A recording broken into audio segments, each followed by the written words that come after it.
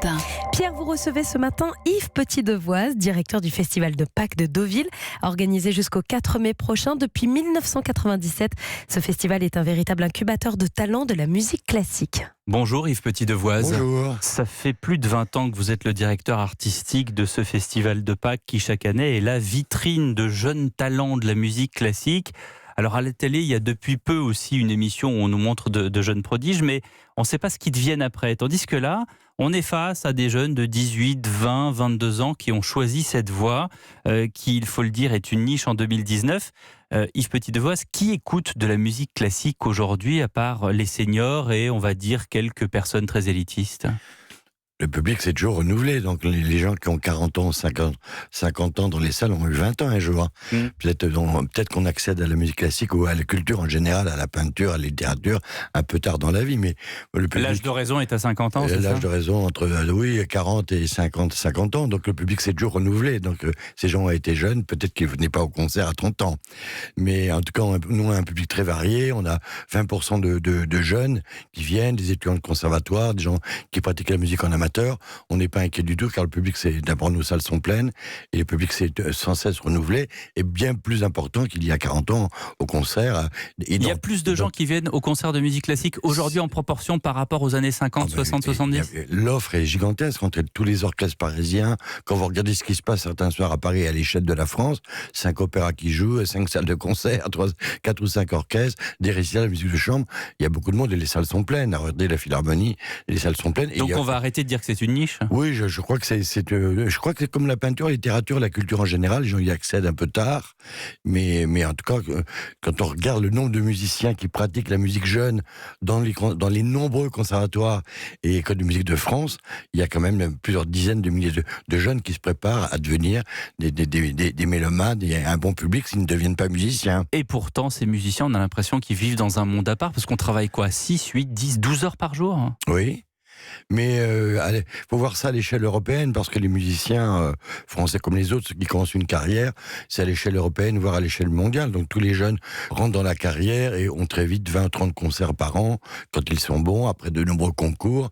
Et c'est des gens qui vivent assez bien de leur vie, même si les 5 ou 6 premières années sont dures, mais c'est dur dans tous les métiers. On va y venir, mais c'est quand même une sorte de sacerdoce. On a l'impression qu'ils sont coupés du monde, et en même temps, quand on les voit, ils portent des baskets, ils écoutent autre chose que du Bach, parfois du hard rock ou du rap, où vous interdisez ce genre de musique. Vous passez dans les... On fait quelques expériences, quelquefois, avec des musiciens qui ne sont pas d'essence purement classique.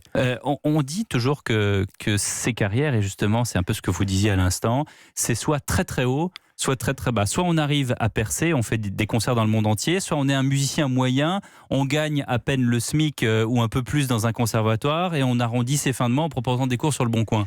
Le métier principal des musiciens qui ne réussissent pas une carrière internationale de soliste, c'est la pédagogie à un très haut niveau. C'est prof, voilà. Ils font tous un double cursus.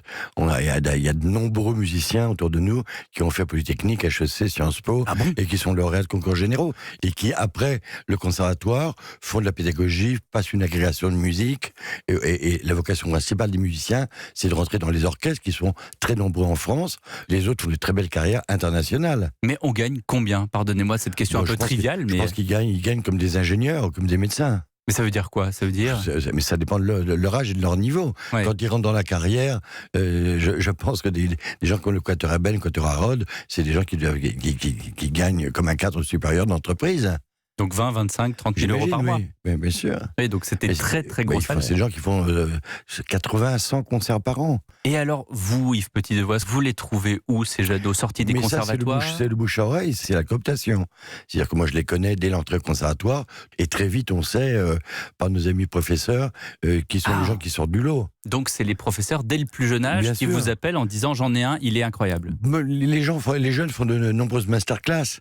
Donc même avant d'entrer au Conservatoire de Paris ou de Lyon, ils sont repérés dans toutes les académies de musique depuis l'âge de 12, 13, 15 ans. On sait qu'il est le pianiste intéressant, le violoniste génial, le violoncelliste qui promet, et ils sont suivis par un certain nombre de gens, leurs professeurs, et ensuite les maîtres, les masterclass qu'ils font pendant de nombreuses années dans toutes les académies de musique internationales. Mais vous, avec votre expérience, quand vous en avez un qui commence à jouer, c'est au bout de quoi? Au bout de 30 secondes, vous savez très bien si c'est déjà un futur virtuose? Mais déjà, là, c'est leurs collègues qui les jugent. Oui, mais je parle de vous, je parle de vous. Mais moi j'ai l'habitude. Oui, c'est ça. Donc vous savez tout de suite si quelqu'un est bon ou pas. Alors après, il y a la maturité, après il y a les âges. Il peut y avoir des dons prophétiques, la précocité ne fait pas tout. Après, il y a la maturité, qu'est-ce qu'on devient à 18, à 20? Est-ce qu'on a envie vraiment de faire ça? Est-ce qu'on a envie d'être un soliste? Est-ce qu'on a envie de se battre, d'être dans une concurrence effrénée, passer des concours, etc. Tout le monde n'en a pas envie. C'est pour ça qu'on a beaucoup de musiciens, aujourd'hui dans notre génération, qui font un double cursus. Donc c'est des gens qui sont en général des grosses têtes. Il y a aussi des enfants de la balle, des gens hyper doués. Ceux-là, ils passent des concours pendant 3 ou 4 ans. Et après, on voit si la carrière les garde. Oui. Mais ils ont comme d'autres ressources après, la pédagogie. Et il y a parfois des accidents de parcours, des abandons. Oui, comme dans la danse. Comme dans la vie. Comme dans la danse, comme dans le jazz, Oui, il y a des accidents de parcours, il y a des gens qui renoncent. Qu'est-ce qu'on écoute pour se quitter? On va écouter un orchestre du Festival de Pâques qui réunit tous les musiciens, c'est la règle de Ville. Ils se réunissent, un orchestre baroque, un orchestre romantique, un orchestre moderne. Et là, Bertrand Chamaillou est venu faire travailler l'atelier de musique, qui est le nom de l'orchestre de Deauville. Et tous ces jeunes collègues dans une des œuvres les plus éblouissantes du XXe siècle et très amusante, qui est le concerto pour trompette, piano et cordes de Shostakovich.